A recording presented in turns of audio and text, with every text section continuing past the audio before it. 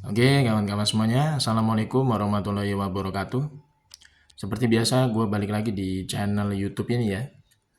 Oke, untuk kesempatan kali ini, gue ingin sedikit ngebahas ini ada berita terbaru yang hari ini muncul di beberapa media online ya, media mainstream ya. Ini dikabarkan saat ini di Pengadilan Negeri Jakarta Pusat, ini sedang menggelar sidang perdana ya, gugatan perdata terhadap si Beler yang saat ini menjabat sebagai Wapres gitu ya. Jadi si Beler ini digugat secara perdata karena melakukan yang namanya PMH, perbuatan melawan hukum ya. Karena diduga memang si Beler ini tidak memiliki ijazah SMA asli yang ada di sekolah Konoha gitu ya. Karena kita sama-sama tahu memang si Beler ini ya istilahnya tidak pernah lulus sekolah SMA di Konoha. Karena waktu si Beler ini katanya sekolah di Konoha itu hanya lulus SMP gitu ya. Jadi ini memang gugatannya sangat tepat sekali kalau si Beler ini digugat secara perdata karena melakukan yang namanya perbuatan melawan hukum terkait dengan riwayat akademiknya tidak memenuhi syarat untuk menjadi sebagai cawapres atau wakil presiden. Karena memang amanat dari Undang-Undang Pemilu ya, yang merupakan turunan dari Undang-Undang Dasar 1945 memang mengamanatkan gitu ya, bahwa capres dan cawapres itu memang harus memiliki ijazah setara SMA atau sederajat gitu ya. Dan itu memang dibuktikan dengan sekolah-sekolah yang ada di Indonesia sendiri. Tetapi kalau misalkan si Beler ini tidak punya ijazah asli SMA yang istilahnya terdaftar di Konoha ya, ini kan menjadi semacam apa ya, pembatalan sebenarnya, pembatalan dari pencalonan dia sebagai cawapres kemarin.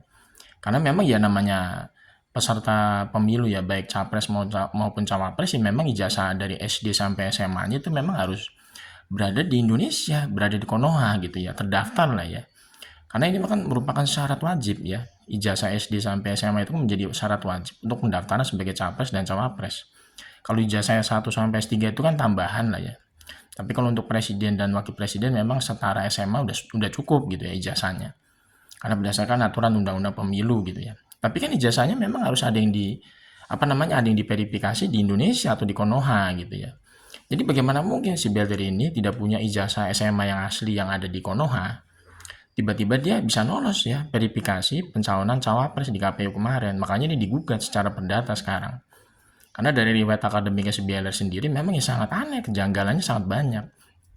Kalau kita ngelihat riwayat akademiknya si Beller yang ada di website KPU ya, yang diupload di website KPU, itu memang agak aneh gitu ya. Si Beller ini kan waktu sekolah di Konoha itu kan memang tidak lulus SMA ya.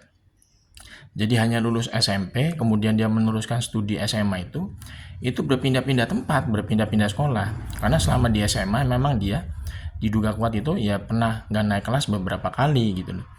Sampai akhirnya dia lompat ke Singapura gitu kan. Tiba-tiba anehnya si Beller ini ketika pindah ke Singapura dia bisa punya gelar sarjana sekelas BSc gitu. Ya sebenarnya kalau kita ngelihat dari perjalanan riwayat akademik si Beller aja memang ini sebenarnya bermasalah gitu kalau kita lihat ya. Ada sesuatu yang aneh, ya janggal sekali gitu kan ya. Perjalanan riwayat akademik seseorang itu kan harusnya kan clear jelas ya. Sebagai calon pemimpin nasional, entah capres maupun cawapres itu harus clear. Terutama dari pendidikan yang wajib ya. Ijazah SD sampai SMA itu harus ada jejak riwayat akademiknya yang jelas di Konoha sendiri atau di Indonesia gitu loh. Kan kalau misalkan ijazah SD sampai SMA kan itu bisa ditelusuri kalau misalkan berada di Indonesia. Tapi kalau yang bersangkutan itu nggak pernah lulus SMA di Indonesia gitu kan, itu bagaimana bisa ditres, gimana bisa ditelusuri, ya kan? Karena beberapa kali si Beller ini memang waktu sekolah SMA itu memang jelas-jelas memang diduga kuat yang memang pernah nggak naik beberapa kali gitu ya, nggak naik kelas beberapa kali gitu loh. Jadi pantasan si Beller ini memang ya berpindah-pindah lokasi, berpindah-pindah sekolah ketika dia meneruskan studi SMA.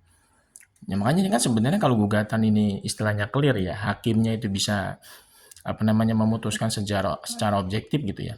Ini harusnya si Beller ini sudah bisa dieksekusi ya. Gugatannya dari pihak menggugat ini diterima dalilnya. Kemudian si Beller dari pihak tergugat itu memang harusnya sudah dimakzulkan karena tidak memiliki persyaratan yang memenuhi syarat ya sebagai seorang cawapres kemarin waktu pemilu. Padahal kan kalau kita lihat ya runutannya memang kalau kita ngelihat secara aturan undang-undang ya itu memang mengisyaratkan di situ secara nggak secara eksplisit tapi memang secara paradigma lah ya. Itu memang namanya capres dan cawapres itu memang harus sekolahnya minimal dasar itu dari SD sampai SMA itu ya itu harus punya ijazah asli yang ada di sekolah Indonesia gitu ya.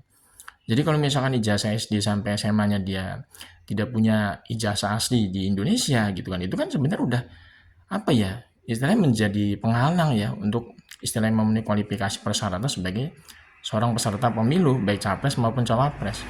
Karena ijazah pentingnya itu kan dari SD sampai SMA doang sebenarnya. Kalau kita ngelihat dari konfigurasi undang-undang pemilu ya. Makanya ijazah SD sampai SMA itu memang harus bisa diverifikasi di Indonesia sendiri atau di dalam negeri. Jangan sampai istilahnya ijazah SD sampai SMA-nya nggak jelas gitu ya.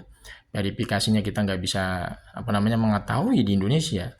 Tapi dia bisa lolos gitu kan ya. Bisa lolos dalam persyaratan administrasi di KPU gitu kan ya. Bahkan si Beller ini udah kalau kita lihat riwayat akademik ya udah dibilang ya udah agak aneh banget gitu.